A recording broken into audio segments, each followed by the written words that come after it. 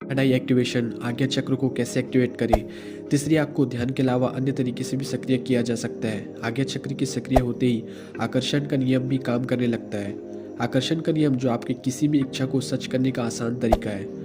आज्ञा चक्र की एक्टिवेशन विधि जानने से पहले ये जानना अति आवश्यक है कि थर्ड आई आखिर चीज क्या है। थर्ड आई, जिसे हिंदी में तीसरी आंख या आज्ञा चक्र भी कहते हैं, इसे कई नाम से जाना जाता है। ये माथे के बिल्कुल बीच तथा भुकेटी के मध्य में स्थित होती है। कुछ लोग इसे छठी इंद्रिया अर्थात सिक्स्थ सेंस के भी नाम से जानते हैं। विज्ञान और चिकित्सा शास्त्र के दुनिया में इसे पीनियल ग्लैंड के नाम से जाना जाता है।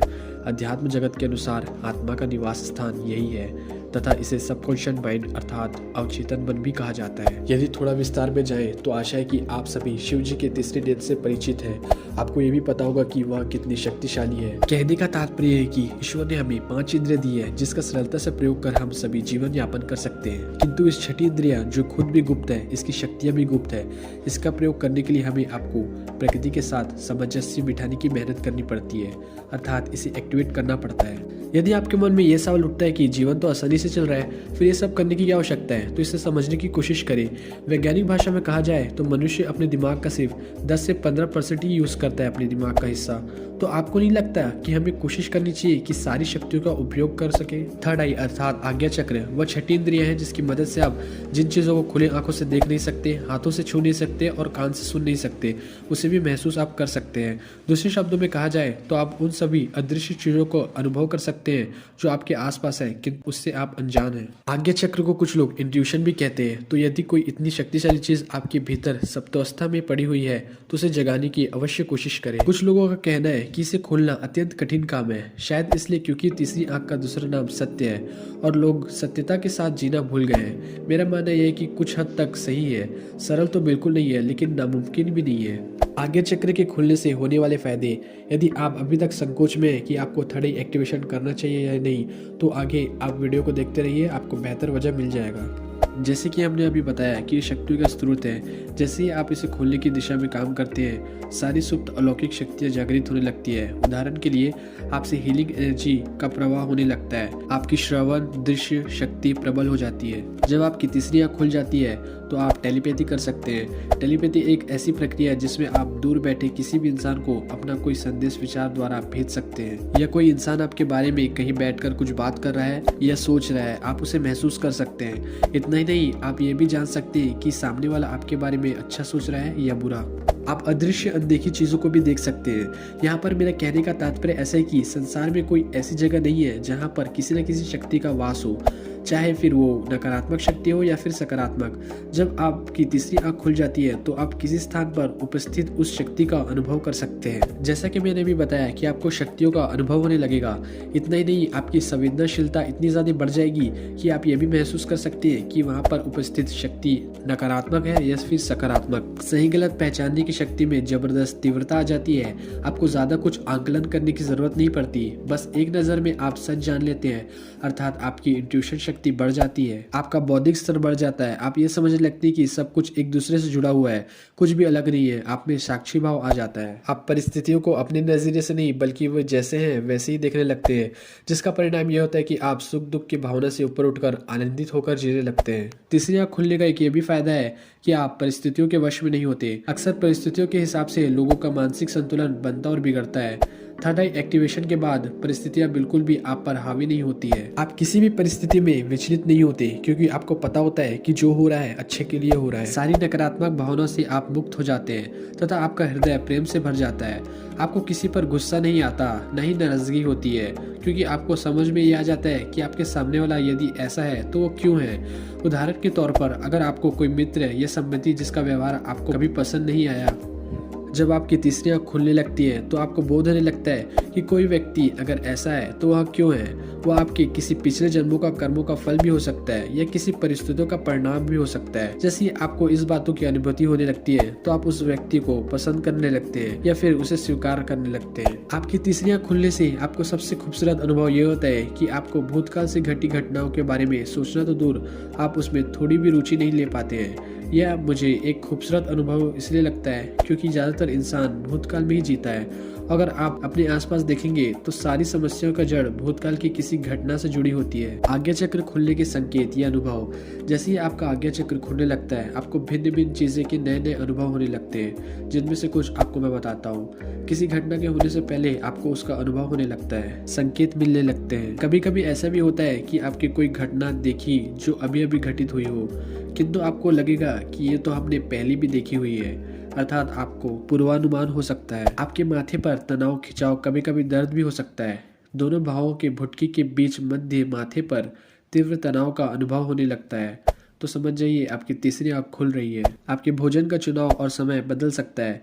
यदि आपको बाहर होटल आदि के खाने में रुचि है या मांस वगैरह में दिलचस्पी थी, तो अचानक वह खत्म हो सकती है। तली भुली चीजों के बजाय आपको सात्विक भोजन जैसे कि फल या फिर हरी सब्जियां या कच्चे और अंकुरित अन्न खाना अच्छा लग सकता है। आप चीजों को अलग तरीके से देखने लगते हैं। दूसरे शब्दों में कहा जाए, आपकी ऊर्जा एक दूसरे डायमेंशन में प्रवेश करने लगती है। जिन परिस्थितियों में पहले आप उत्तेजित हो जाया करते थे या गुस्सा हो जाया करते थे, उन परिस्थितियों में अब आप शांत रहने लगते हैं। आपके ध्यान की गहराई बढ़ जाती है। कुछ अजीब, गहरा और सुंदर अनुभव होने लगता है। आप इतनी गहराई में जाने लगते हैं जहाँ से आपको बाहर आने का मन नहीं करता। आपको शांत और अकेला रहना पसंद आने लगता है। जब तीसरी आंख खुल रही होती है तो आप एक अलग तरह से सिर दर्द अनुभव कर सकते हैं, जो माथे से होकर सिर के चारों तरफ महसूस हो सकता है। कुछ तनाव, खिंचाव सा हो रहा होता है। यदि आपको ऐसा महसूस होता है तो खुद को ढीला छोड़ दें तथा प्रकृति के सानिध्य में समय बिताएं। नींद की गहराई बढ़ जाती है। कई बार मनुष्य चाह कर भी सो नहीं पाता। जब आप तीसरी आंख खोलने का प्रयत्न करते हैं तो आपके सोने और जागने दोनों के समय में परिवर्तन हो सकता है। इसका सबसे अच्छा अनुभव है कि सुबह 3:30 बजे से 4 बजे के बीच नींद खुल जाती है। मटेरियल थिंग्स, सुख सुविधाओं से आपका मन उठने लगता है। आपको प्राकृतिक तथा जीव जंतुओं के साथ समय बिताना अच्छा लगता है, यहाँ तक कि उनके साथ आपको जुड़ाव महसूस देखने को मिल सकता है। ये कुछ अनुभव है जो ज्यादातर लोगों को हुए हैं। एक बात मैं बताना चाहूंगा कि हर व्यक्ति को अलग अलग अनुभव हो सकता है, उनके कर्मों के आधार पर होते हैं। यदि आपको ऐसे अनुभव नहीं होते हैं, इसका मतलब ये नहीं कि आपको ध्यान काम नहीं कर रहा है, आपको कुछ अलग अनुभव भी हो सकता है। थर्ड आई मेडिटेशन, तीसरी आंख खोलने के लिए ध्यान की विधियां।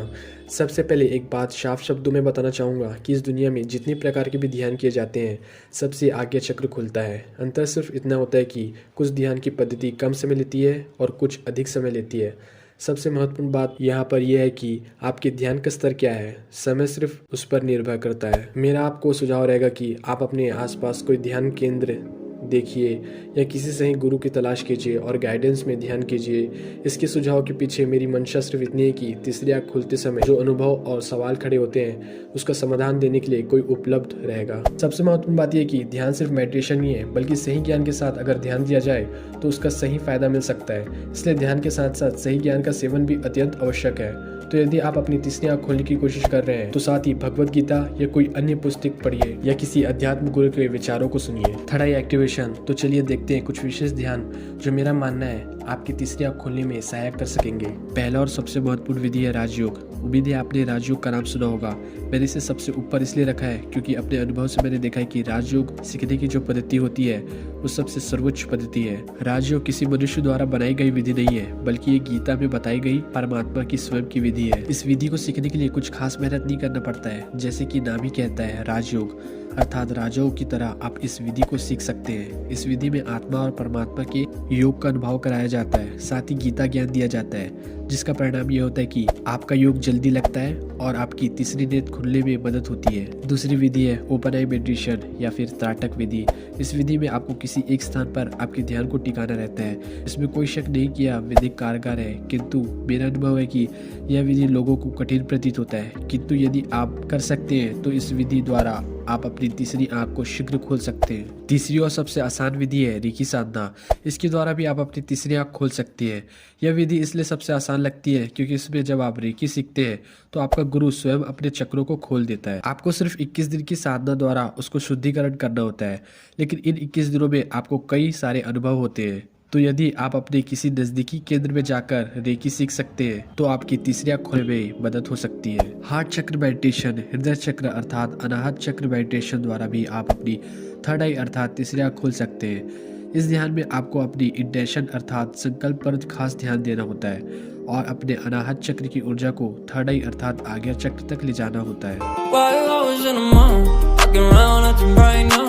Ain't tryna tell you what to do, we're tryna play cool.